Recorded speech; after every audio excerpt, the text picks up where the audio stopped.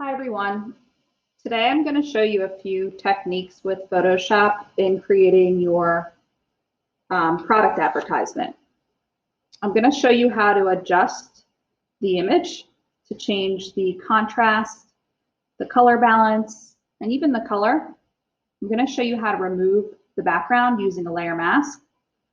I'm going to show you how to overlay images and also how to add a gradient. So the goal is for you to find at least 3 out of 4 of these techniques helpful in creating your own original product advertisement. So the first thing you want to do is open up Photoshop, File, New, and I recommend using 8.5 by 11 or 11 by 8.5. You want to decide if you want your ad to be tall or you want it to be wide. So you want to decide that up front. It'll be difficult to alter those changes later. So I'm just going to go with a portrait style. So I'm going to click on 8.5 by 11. You can see that it's taller than the one to the right. Click Create. And this is going to be my template. I am going to unlock the background because I believe I'm going to use this for my gradient layer. So you're just going to double click on the background, and it'll automatically name it layer 0. I'm just going to rename it as background. And before you work in Photoshop, you might want to go on Google and find any images that are going to help enhance your product advertisement. You can also look for those images as you go. You might decide later on some images. So the first thing I want to do is open up my product photo that I'm going to use. Now, last class, you took various photos of your product, and you want to pick the one that shows the product from the best angle. You're going to notice that I also saved a few pictures that I plan to use in my product ad. I'm going to select this image. And keep in mind, it's going to open it up in a separate tab from my background. So we're going to do some image adjustments. This can be done at any time in your product ad. So you want to unlock the background. I'm just going to double click, and I'm going to label it product. Okay, so it unlocks my layer and it labels it as product. So we're going to make some adjustments to the way the image appears. You're going to go to Image Adjustments, and I recommend using brightness and contrast, curves. You can even work with levels, hue and saturation, and color balance. And I feel like the best way to learn these options is to play with them. And remember, nothing is permanent.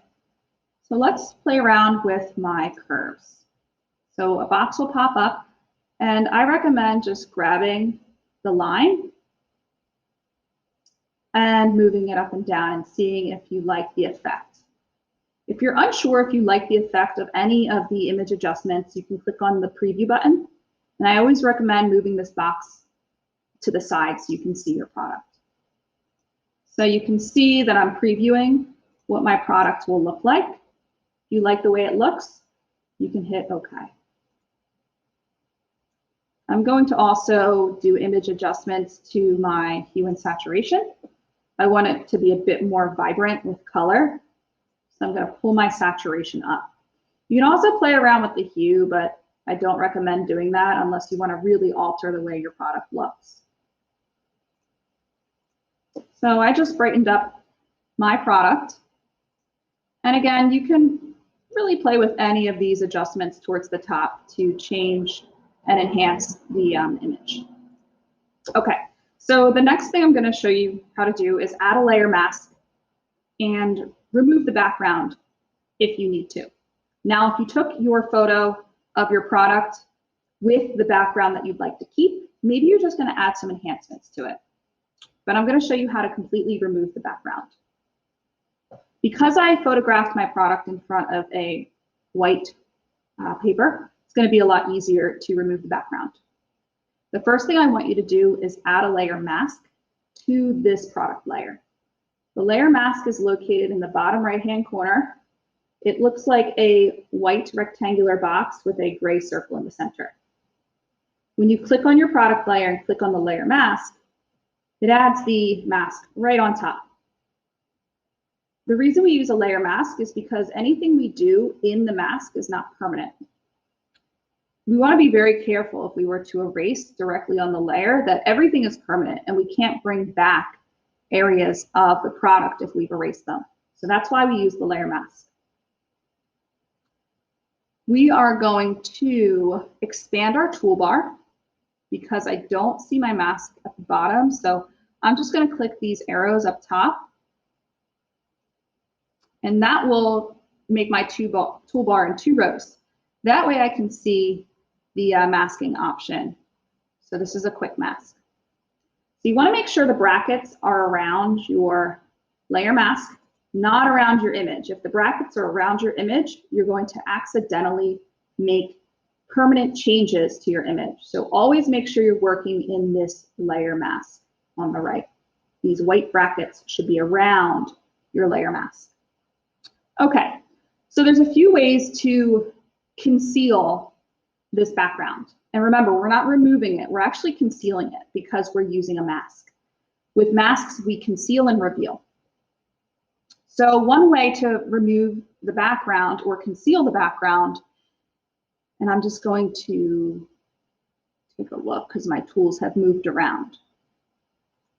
I'm gonna put my tools back this way just so I can count down easier. So one way to remove it is the 4th tool down. You can click on the quick selection tool. You can use the magic wand, but I like the quick selection tool. So what the quick selection tool does is it will select a certain area of my background. So I can click and drag. And it does a pretty good job at selecting, but it selected too much of my background. Another thing you can do is actually, let's click out of that. Same thing, click on your quick selection tool and select subject. And I'm going to click select and mask. So it's going to select only my object and it's going to mask everything else. Okay, so let's take a look. You want it to be 100% transparent, our background that is masked. You don't want to see any of the background. So 100% transparent. Scroll down to the output and select layer mask at the very top. So now everything is masked. So it did a really nice job going all around all of my edges. Okay, so the quick selection tool, when I click select subject, it did a really good job at selecting just my subject. Another thing you could do is work in the layer mask with a paintbrush. I'm just going to show you this real fast and deselect my layer. If you're having a difficult time with the layer mask and doing a selection with the quick selection tool, you can also manually go in and erase your background using the paintbrush. So click on your paintbrush. You're going to want to use the black paint. Black conceals and white reveals. So down here, it's really small, but we have our color swatches. I'm actually going to expand my toolbar to 2 rows so you can see it. So you can click these arrows and it'll bring you to the top to whichever color that you like. So again, if the quick selection tool isn't working for you, you can also paint away. So when I click on the black, you can make the paintbrush bigger. Here's your sizes. You can paint away your background, but you really want to be careful. And you also want to make sure you're working in the layer mask. See how the black paint is showing up? You don't want to be directly working in your image because it's permanent. So I could carefully go around my entire background and erase and conceal what I don't want. And you really want to make sure you zoom in. So click on your zoom tool and zoom in and be very careful. But again, I don't really like this tool. It's just another option. Okay, let me go back a few steps. So I'm going to click on my history button and I'm going to go all the way back to when I was using my quick selection. All right, so now I'm going to get this layer over to my working document. I'm going to click on the Move tool, and I can click on my object. If you have multiple layers, you want to move all the layers, make sure everything is active and highlighted. I'm just going to click and drag and then let go. Okay, so now I have my product in this layer. So now I'm going to overlay some images and add some images behind my product. I'm going to File, Open Images, and at this point you might need to search for some images. So File, Open. I saved some random pictures from the internet, so I have this tropical beach scene. I'm going to open this up, and I'm going to unlock the background. I'm going to double click, and I'm going to call it Tropical. You can really name these layers whatever you want. And I'm going to click on this layer with, make sure your Move tool is active, and I'm going to move it to my new working document.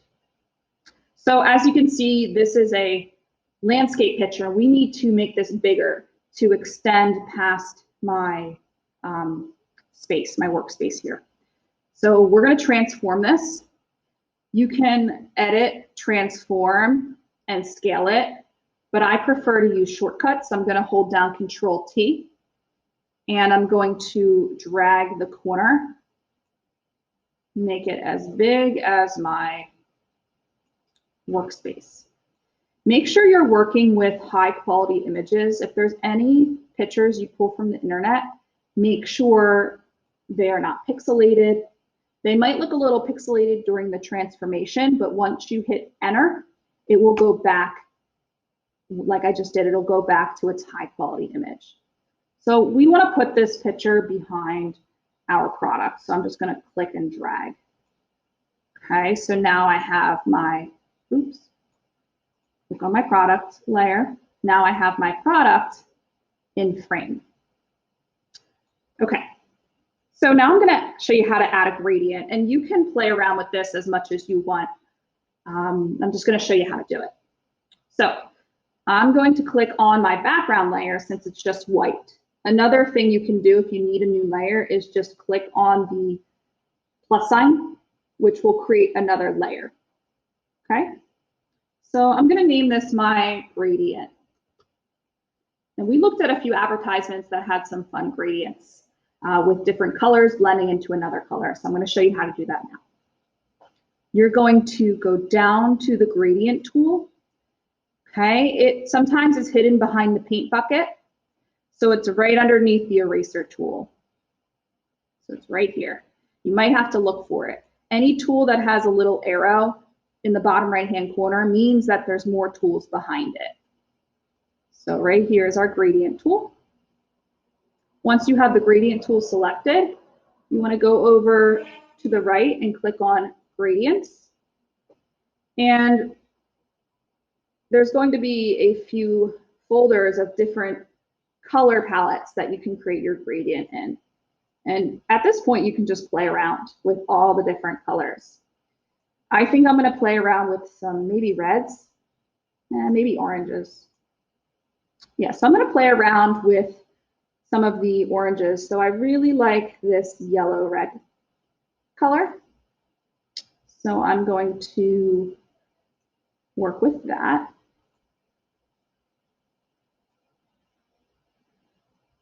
So I'm adding that gradient, and I have to make sure it's in front of my tropical background layer. So I just clicked on my gradient and I moved it. Let me move my navigation up a little bit so you can see what's happening. So this is a navigator. This allows me to kind of zoom in and out of my image easily. If you want to zoom in and out, you can also click on your zoom tool all the way at the bottom and click fit to screen, which is really nice because it quickly fits it to screen. Okay, so now we can see my layers. We can play around with the gradient. So now click on your gradient layer, double click on the gradient, and it'll bring up some options. You can change the color. You can also change the style of the gradient. Maybe I want it to be radial. Okay, so you can see the style of the gradient now.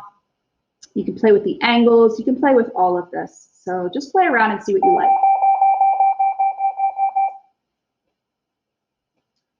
Something else I want to show you, if you want to overlay the gradient with another image for your background, is the opacity.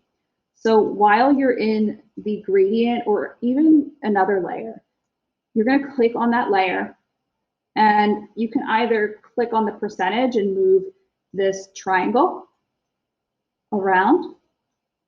So the more opaque it is, means that you cannot see through to the next layer. If it only has a little bit of opacity, that means it's really see-through. Okay. You can even paint away spots of your gradient to reveal the tropical layer. So I'm going to leave my opacity for my gradient layer at 70%, just because.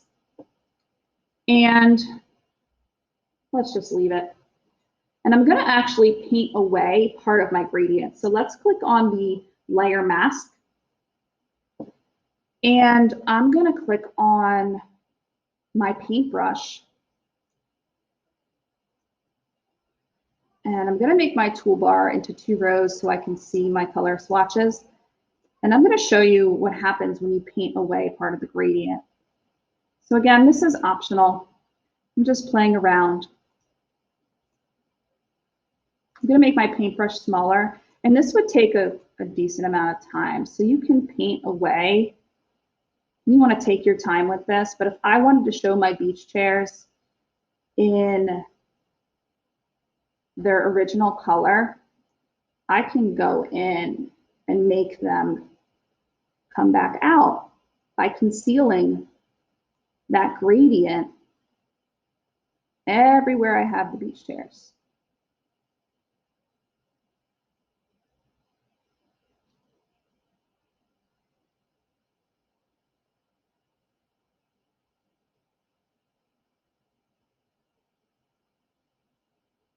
And again, if there's anything in your image and in your overlaying image, if you want it to pop out without a gradient on top, bring it to the front, or you can conceal it. So this would take me a long time, but I'm just trying to show you the effect, and you would want to zoom in as well. So if you make mistakes, you just have to switch to the white, click on your paintbrush again, and go in, and the white will reveal everything else. So again, if you make mistakes, it's not a big deal. Switch out. Okay, and that is basically what I am going to show you today. Again, this is going to take a while for you to kind of play around, see what works well. I necessarily don't even like the size of the can right now. I think it's way too large, so I can Control-T on the can, and I can make it smaller. And the nice thing about these layer masks is nothing is permanent.